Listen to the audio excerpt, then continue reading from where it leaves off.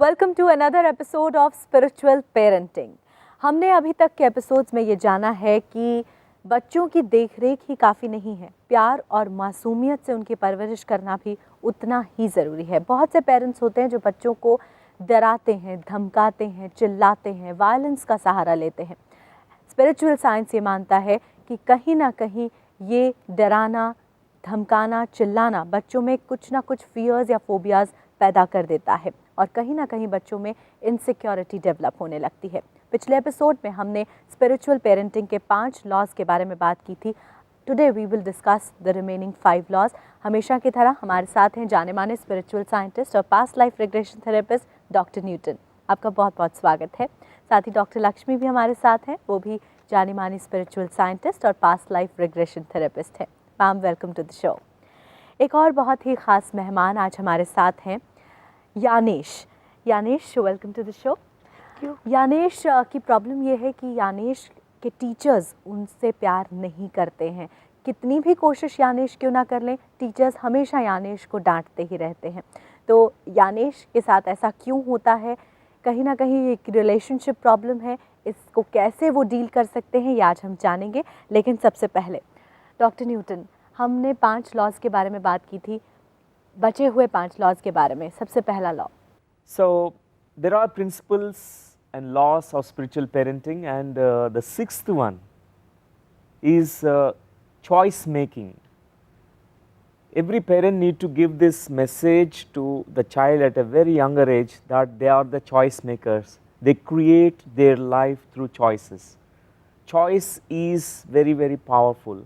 Once we make a choice, we create it, we manifest it in the physical plane. Ma'am, second law. Yeah, now the other law is based on the purpose.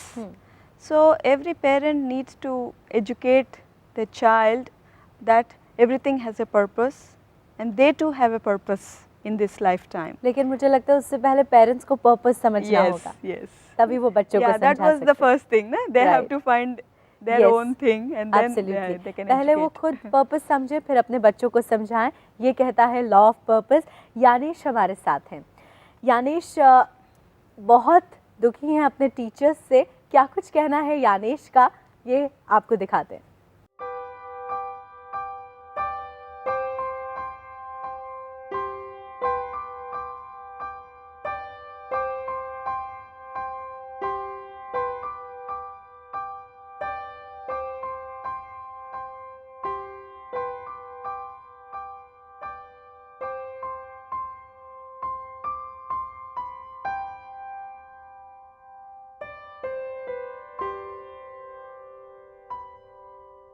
मैं 3rd class में था, मेरी एक teacher थी, वो मेरे को 24 घंटे मतलब तंग करती रहती थी। मैं वो क्योंकि मैं सिर्फ हंसता रहता था। जब पता लगा, स्कूल जाकर अथॉरिटीज़ से बात करी, मैंने काउंसलर्स के, स्कूल के काउंसलर से भी बात करी। उन्होंने यहाँ तक हमारे को कह दिया कि आप जाकर के किसी साइकेट्रिस्ट से मिलिए, ये वो। मेरा मन नहीं करता था पढ़ने का। उनका जो भी सब्जेक्ट होता था, जैसे उन्होंने एक साल मेरे को इंग्लिश पढ़ाया था, तो इंग्लिश में मेरे स्कोरिंग उतनी अच्छी नहीं आ रही थी, मेरे बहुत पुअर स्कोरिंग आ रही थी। सारी स्टडीज़ में वीक नहीं हुआ, मैं यही कहना चाहूँगी। ना मैथ्स में वीक था, ना हिंदी में कमज़ोर था, ना ये साइंस में कमज़ोर था, ना ये सोशल स्टडीज़ में। पर्टिकुलरली उसी टीचर के सब्जेक्ट में ही कमज़ोर होता था ये, और उसी वजह से मेरा कंसंट्रेशन भी ख़राब हो गया। खेलने कूदने में तो ठीक लगता है, मेरा मन करता है 24 घंटे के लिए। फिर मैंने और टीचर्स से बात करी, उन्होंने मुझे काफ़ी सपोर्ट करा और पर्टिकुलरली उस टीचर के बारे में बताया। तो फिर हमने ले लिया कि एक टीचर का फोबिया, एक टीचर का डर ही है जो इसको मतलब इस तरह से ला रहा है। हम सब ने इसके अंदर कॉन्फिडेंस बहुत बूस्टअप करा। इसको मेडिटेशन में तो मैंने डाला ही, प्लस इसके दिल से, दिमाग से ये बात निकाल दी कि उस टीचर की तरफ आपने ध्यान देना है, आपने अपना काम करना है, ये बात हमने समझाई। तो मैं मम्मी को बताता था अपनी बातें, और मेरा मन ये तो नहीं करता था कि स्कूल ना जाऊं, बट मेरा मन ये करता था कि उनसे दूर रहूं। डॉक्टर न्यूटन, यानेश का कहना है कि हमेशा उनके टीचर्स उनसे दुखी रहते हैं और कहीं ना कहीं यानेश जो है वो स्टडीज़ पे कंसंट्रेट नहीं कर पाते, चाहे वो कितनी भी कोशिश करें। राइट यानेश? क्या कर सकते हैं? So here in this case where he need to go deep inside himself to understand what is that it is triggering the teachers. How can he now make a difference in his life? Though the children, they sometimes are naughty and do the mischief things, but still the teachers and elders and parents need to be tolerant. They need to understand that they are just beautiful beings. लेकिन doctor Newton, एक check रखना भी तो बच्चों पे ज़रूरी है ना, नहीं तो वो बिगड़ Definitely सकते there हैं। is a kind of guidance system need to be there, and it doesn't mean that they have to be punished, hit by the teachers. Right. And when the students are hit by the teachers, it forms a phobia, fear complexion, and we'll work on that, Yanish, so that you can gain your concentration power, you can channelize your energies, you can be a master of your life. So you think guided meditation can help यानेश?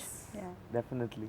तो guided meditation हम यानेश का ज़रूर देखना चाहेंगे, लेकिन उससे पहले doctor Lakshmi, shall we discuss the 8th law? Yeah, this law is about law of polarity, and children should always be educated about the like a dual nature of this universe, like polarity, you know, there is good, there is bad, at the same time there is pain, there is joy. So you need to always, it's not only about, you know, the wonderful things in life, but there is always a polarity in this life. They accept life as it is. Otherwise we have an expectation, I need to be always joyful, but sometimes we get hurt, we get pain, someone scolds us, life presents so many situations, and child need to be given this skill, understanding that life has all the components.